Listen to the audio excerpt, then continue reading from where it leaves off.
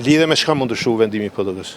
Për qëndrim ose jo në sallë për çështjen e presidentit. Po sot nuk është, po sot nuk është presidenti. Po shumë e qartë, po mas konstituimit të kuvendit vijnë procedurat e tjera, që është edhe formimi i qeverisë. A ka dikush tjetër pyetje? Atëherë Atëherë nëse flasim për seancën sot është seanca konstituive e kuvendit, ku pritet të zgjedhet kryetari apo kryetaria e kuvendit, nën kryetarët t'jepet betimi dhe ky është rani ditës për seancën e sotme.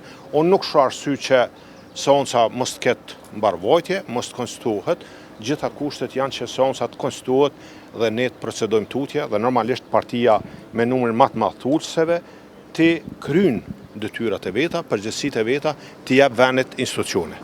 Votoi PD-ja kryetarin e lëvizjes vendosje për kryetar parlamentit.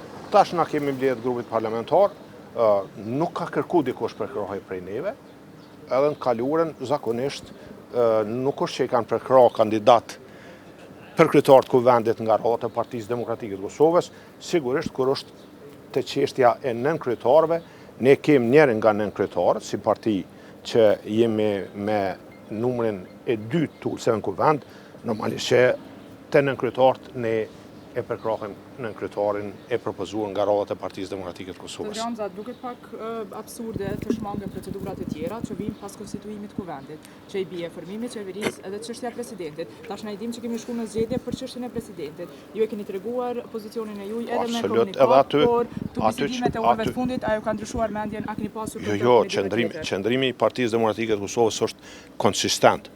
Do të thotë ne kemi shkuar në takim, nuk kemi garu ne kush në cënë pozitë më bo.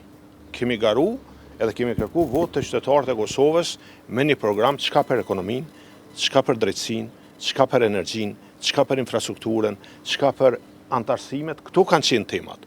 Dhe nëse s'kemi dakordim për këto tema, për këto prioritete, atëherë është absurd që të flasim për tema tjera. Prandaj, duke pas për bazë gjitha këto fakte dhe duke pa mungesë të një bisede serioze për këto tema, ne kemi deklaru rolin tonë në opozitë dhe ky është roli dhe qëndrimi i Partisë Demokratike të Kosovës. Sa herë keni pasur mundësi të propozoni një emër konsensual, një emër që nuk është partiak, as ka ardhur. Kemi diskutuar fare. Faleminderit shumë.